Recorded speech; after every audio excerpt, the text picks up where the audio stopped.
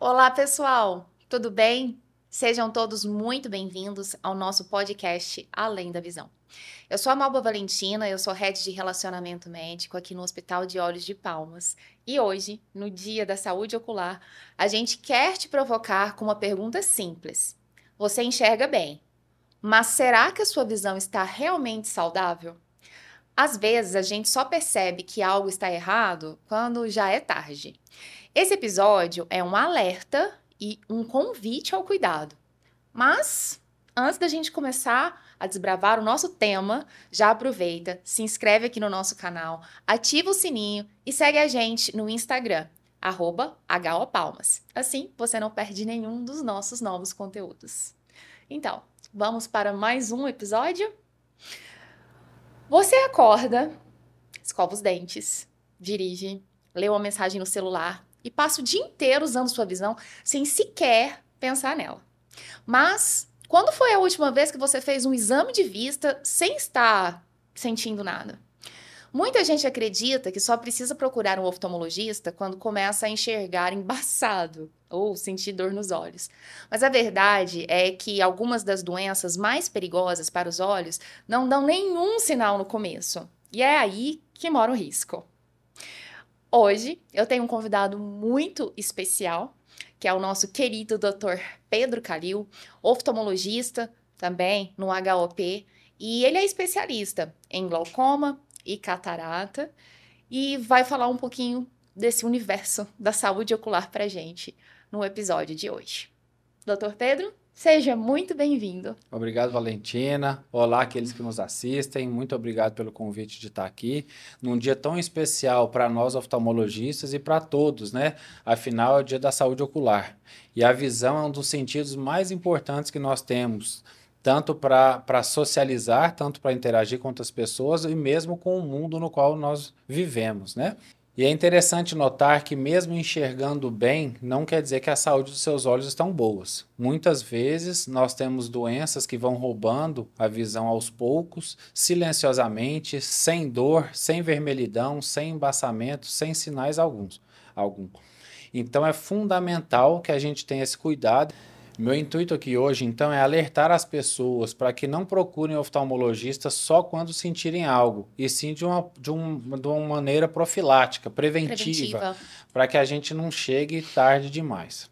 Aproveitando esse ensejo, doutor, quais são as doenças oculares mais sorrateiras, as mais silenciosas, que não se manifestam através de sintomas e justamente por isso é que são tão perigosas, porque quando você de fato chega a sentir algum incômodo, aí já avançou o estágio da doença. Conta pra gente um pouquinho sobre essas principais doenças. Certo, Valentina. Nós temos doenças da retina, com degenerações da mácula, retinopatia diabética, que vão aos pouquinhos ali estragando a visão da gente. Mas a clássica e a mais perigosa é o glaucoma. O glaucoma é uma doença silenciosa que começa a machucar o nervo óptico da pessoa e ela não percebe. Não dói, não embaça, não fica vermelho.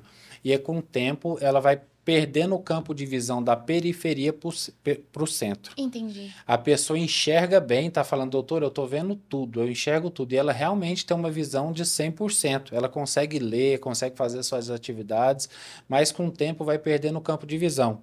E quando ela percebe o embaçamento, ou quando ela começa a tropeçar, a bater o ombro nos lugares, porque já perdeu muito o campo de visão. E isso já é no estado mais avançado, que não tem mais muito o que fazer. Porque isso é importante. O glaucoma é a principal causa de cegueira irreversível no mundo. Há muitos casos de cegueira que são reversíveis, como a catarata, como alguns casos de retinopatia diabética, que nós conseguimos voltar a visão da pessoa. Certo. Mas o glaucoma não. O glaucoma ele é irreversível porque uma vez lesado o nervo óptico, ele não Não tem consegue reparo. regenerar. Então, aquela parte da visão que a pessoa perdeu, ela não recupera. Olha, Tanto é que o intuito do tratamento do glaucoma, quando em casos mais avançados, é o de manter aquela visão que ela tem, que lhe restou. Por entendi. isso que a gente trabalha tanto essa conscientização sobre o glaucoma, para que a pessoa não chegue nesses estágios finais avançados que já são irreversíveis.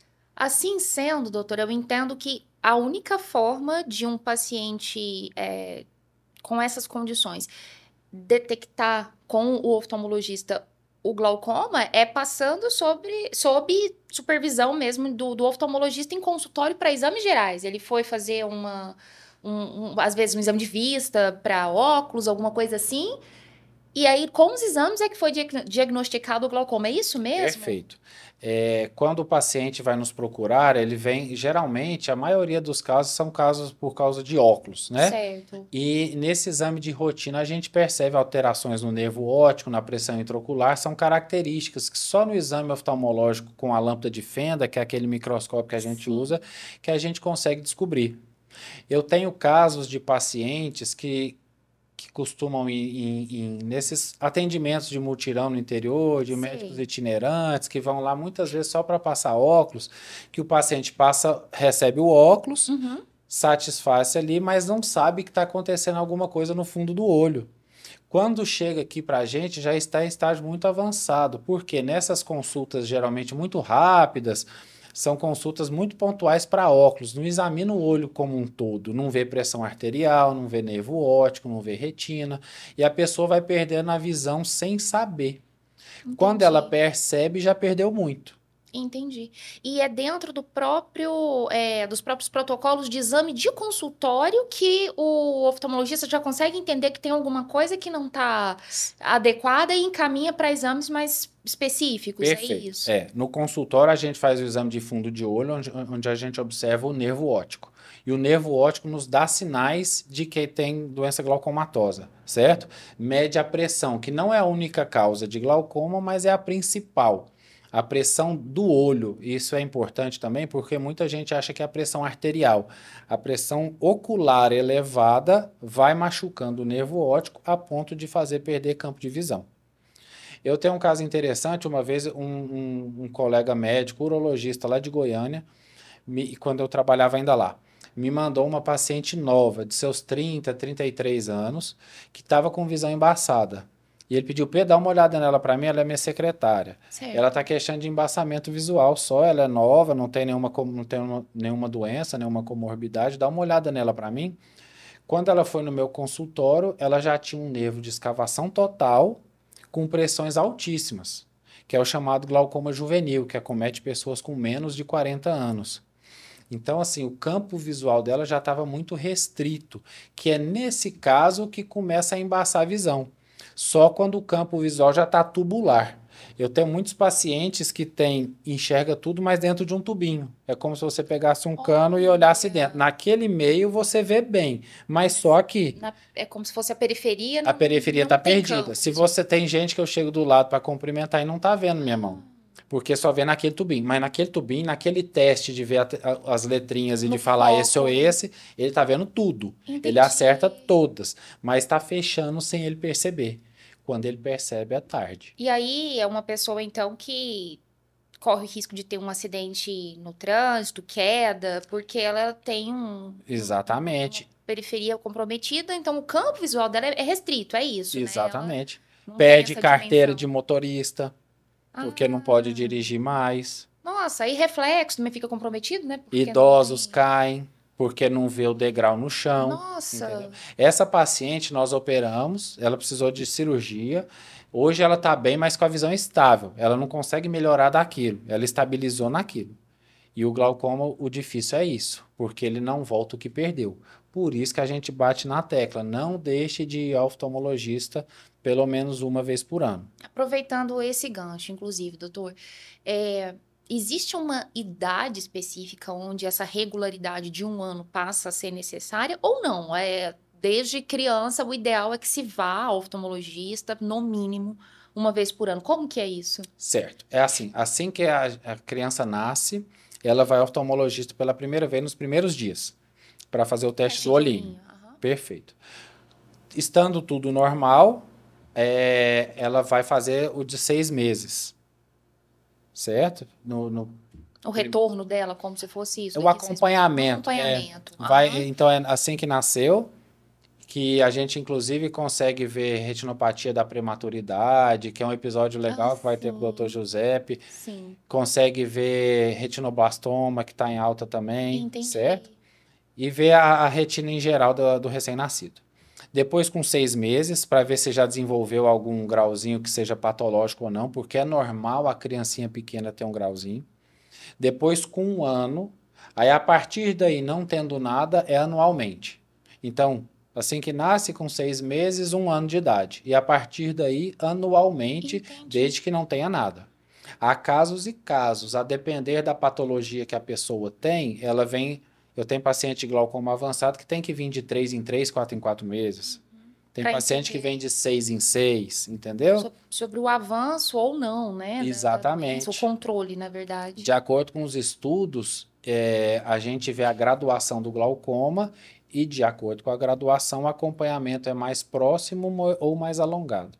Entendi.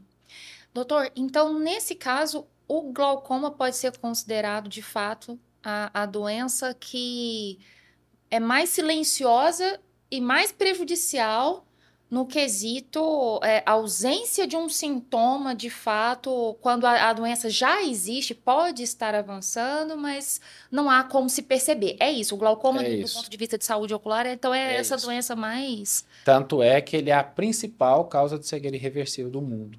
Isso faz dele ser a silenciosa mais perigosa. Entendi. Existe, então, no caso, também as doenças de retina, que o senhor Certo. comentou, mas elas são mais sintomáticas. São Elas geram sintoma mais cedo, certo. elas são silenciosas também, mas elas aparecem para o paciente sente o embaçamento antes do que da do glaucoma, em casos não tão avançados. E graças a Deus, em muitos dos casos da retina, tem o que se fazer para regredir, para voltar ao que era. Entendi. Não são todos os casos, mas em vários casos tem como regredir. Certo. Então, qual a diferença, de fato, doutor, entre enxergar bem, né, ter uma visão boa e ter saúde ocular? Eu imagino que existam várias características dessa saúde ocular que não seja somente a visão, né? O olho, como o senhor falou, tem a questão da pressão, tem a lubrificação. Fala pra gente sobre a saúde do olho enquanto um órgão mesmo, Tá. assim. Primeiro, deixa eu começar pelo inverso, em vez da saúde, primeiro eu vou falar do enxergar bem. Tá, perfeito. Porque é um conceito muito subjetivo. Nós temos pacientes que têm 3 graus de hipermetropia, que não usa óculos, que mora na roça, que trabalha no campo, que não faz questão de uma visão apurada, e para ele enxerga bem. Entendi. Ele fala, eu nunca fui oftalmologista, tem 70 anos. É a primeira vez que eu venho, aí eu tô sentindo que tá embaçando, é porque ele já tem catarata. Aí ele percebeu. Nossa. Então, para ele enxerga bem, né? Uhum. Nós temos pacientes que descobrem no consultório que só tem um olho que enxerga. Não é verdade, já tive mais de um paciente assim. Você vai fazer o teste, vamos lá, aí você oclui um olho, aí ele lê tudo. Vamos ver o outro. Não tô vendo. Não tô vendo nada. Aí você volta. Visão não tô monocular. vendo. Monocular e descobre no consultório. Ou então, esses dias eu estava lá em casa, precisei fazer uma coisa e não tô enxergando esse olho. E não sabia.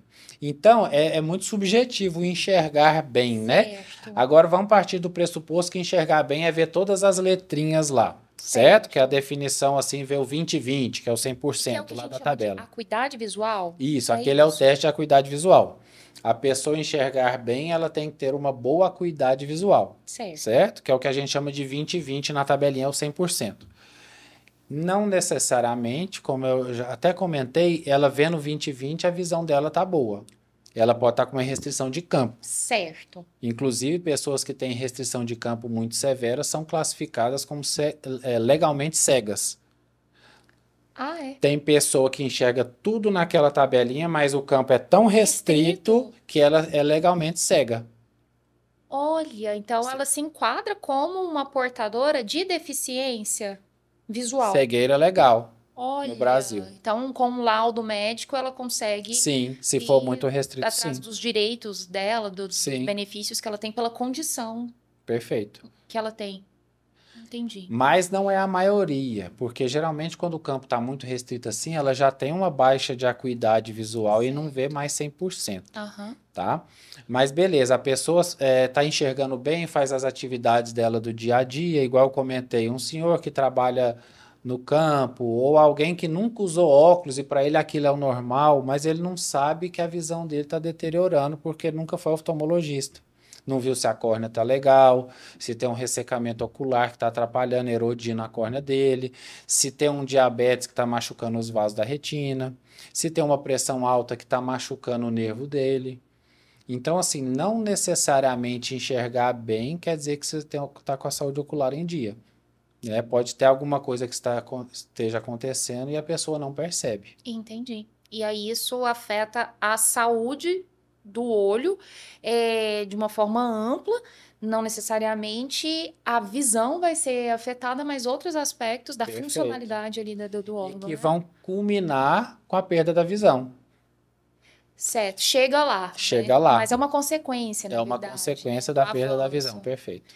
E a questão, por exemplo, do tempo seco, quando é um fator externo que acomete o olho, né? A gente tem, claro, tem situações que são acidentais e isso vai gerar um trauma, aquela pessoa vai ter uma situação para cuidar ali do olho porque passou por um acidente. Certo. Mas existem situações climáticas, como a gente sabe do tempo seco, e a pessoa começa a sentir alguns sintomas. Eu já ouvi falar, gostaria que o senhor, como médico, oftalmologista e especialista, me dissesse se realmente a questão da falta da lubrificação na córnea afeta nessa acuidade visual. Perfeito. É verdade É isso? verdade. A lágrima, o filme lacrimal sobre o olho, ele tem uma propriedade de como se fosse um grauzinho, como se fosse para aguçar a nossa visão. Tanto é que nesse período agora aqui em Palmas, principalmente, tem muito vento, muita poeira, Poeira. muita folha voando por aí. E os pacientes chegam com queixas de superfície ocular. Essas queixas de superfície ocular que a gente fala são queixas de ressecamento, sensação de areia nos olhos, olhos vermelhos e embaçados. Né? A evaporação da lágrima em excesso leva ao ressecamento do olho e ao embaçamento da visão. E existe vários tipos de tratamento que não se resumem apenas ao colírio lubrificante. Ah, E além entendi. disso, o colírio lubrificante tem um certo para cada caso. Existem casos diferentes de perda da lágrima. E não é todo colírio que é igual. Tem um que atua em uma parte da lágrima, na parte aquosa, outra na parte de muco. Cada um é para específico. Entendi. Entendeu? Então, ou seja, o paciente comum não pode sair usando qualquer colírio Que não lubrificante. vai ser efetivo. Ele vai gastar, porque muitas vezes tem colírios caros, que Certo. não vão ser efetivos Para o no caso dele. tratamento dele. Ele precisa realmente sentir o sintoma. O melhor a fazer é consultar o oftalmologista, né? Para uma Exatamente. prescrição medicamentosa saudável e correta, né? Sim. Fora que tem muito paciente que na correria do dia a dia vai e confia no farmacêutico. Ah, verdade. Não que o farmacêutico seja sempre errado, mas às vezes eles Claro. passam coisas que às vezes nem é o farmacêutico também, o balconista, né? É, ainda tem isso. Que passa colírio que não vai resolver. E não é de maldade, é porque alguém já resolveu e ele quer ajudar o paciente, por bem ele acha e passa aquele É, que colírio. ali nem é um paciente, né? Ali é um É cliente, um né? cliente. Então, como se diz, realmente a gente, para olhar para a nossa saúde, a gente precisa de um profissional da saúde adequado, específico para Sim. aquilo, né? Entendo. Doutor, o que que o senhor pode dizer para a gente sobre formas de prevenção das doenças oculares? O que que é uma saúde ocular preventiva? Quais são as boas práticas aí profiláticas? Certo. Então, além da consulta oftalmológica de acordo com a sua realidade, que em geral, na maioria da população que não tem nada é anual, né, para a Certo. gente fazer todo o exame do olho por É o completo, check-up. o check-up, Certo. usar óculos escuros, mas não um óculos escuro qualquer, tem que ser um que tenha proteção contra o VA e o VB, que são os raios ultravioletas Certo. mais nocivos, né? É, Muito se fala de filtro azul, mas assim, não é uma coisa 100% comprovada. Mal não faz. Mas eu falo para o meu paciente como? É bom? É, mas se for muito caro para o seu orçamento, não é uma coisa obrigatória. Entendo. Certo? O filtro azul. O que mais? Óculos escuros, lubrificar os olhos, alimentação saudável ajuda. Isso é Interfere, né? batido, parece que e é verdade. Alimentação saudável, hábitos de vida, evitar cigarro, né? Uhum. Bebida alcoólica com moderação, todos esses estilo de vida saudável ajudam muito no olho. Inclusive, isso é meio polêmico, mas há estudos Ah, que falam que o yoga e meditação já ajudam. ajudam no glaucoma. É Olha, verdade. E tem estudo que já disso. aponta Estudo essa sério, eficácia. essa eficácia. Faz todo sentido, né? Faz todo sentido. Porque são práticas que já comprovadamente colaboram em outros aspectos da saúde de maneira sistêmica, né? Como o controle da pressão arterial, Sim, estresse, ansiedade, enfim. Até a saúde da pele também, eu já vi estudos falando que a é meditação ajuda. legal, interessante. Então, não duvido nada que o glaucoma também seja beneficiado, né, com a prática.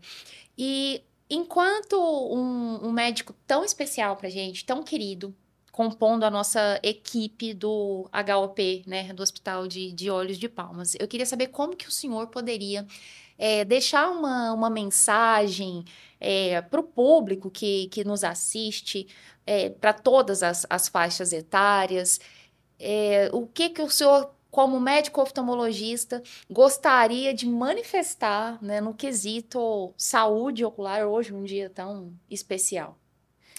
Então, aos nossos ouvintes, gostaria de alertar, então, num dia tão importante como hoje da saúde ocular, que não deixem para procurar um oftalmologista apenas quando sentir algum embaçamento, alguma dor ou vermelhidão nos olhos. É muito importante que se vá com a frequência correta para prevenir doenças sérias e que podem causar a cegueira. Só o médico oftalmologista consegue te ajudar, tanto quando você estiver com um problema ou mesmo antes dele aparecer. Doutor, eu gostaria muito que o senhor falasse para a população daqui, especificamente Palmas, mas Tocantins e região, dos benefícios, né, de ter um hospital como o HOP, que é referência em oftalmologia, referência em saúde ocular, o que o público, o paciente pode encontrar lá, que a nossa equipe médica, a nossa estrutura de oftalmodiagnóstico, cirúrgica, né, oferece para todo e qualquer um que precise, seja de maneira preventiva ou terapêutica. Fala um pouquinho para a gente sobre a realidade do nosso hospital. Certo. É muito bom trabalhar no hospital, que é o primeiro de Palmas e que até hoje resiste como um dos grandes de Palmas, né? Um hospital moderno que hoje tem tecnologia de ponta, o nosso parque tecnológico de ponta, profissionais altamente capacitados, que hoje não é fácil encontrar tanta gente boa reunida num lugar só, né? E uma equipe por trás toda em conjunto para aprimorar isso cada vez mais. É incessante o trabalho de vocês, o nosso, de todos os colaboradores, e eu recebo muito elogio dos colaboradores, desde a recepção até a entrada no consultório. Então, assim, é muito bom poder trabalhar lá e é muito bom saber que as pessoas são bem atendidas e saem de lá satisfeitas, É né? verdade. E a gente sempre escuta se falar sobre o aspecto familiar, né?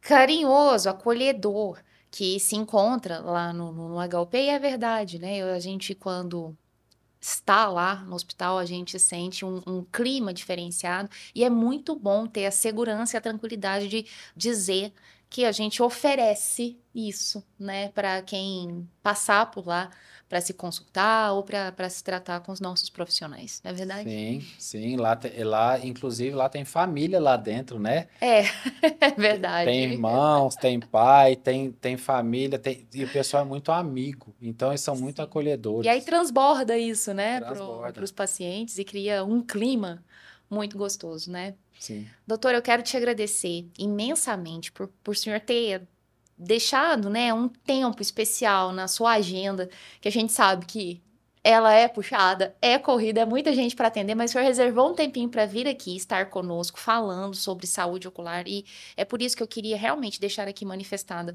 essa nossa gratidão, a nossa admiração pelo seu trabalho, o nosso carinho também, o nosso respeito por toda a sua expertise, a sua competência, o seu profissionalismo, que também faz o senhor ser também um oftalmologista muito reconhecido e muito elogiado, né?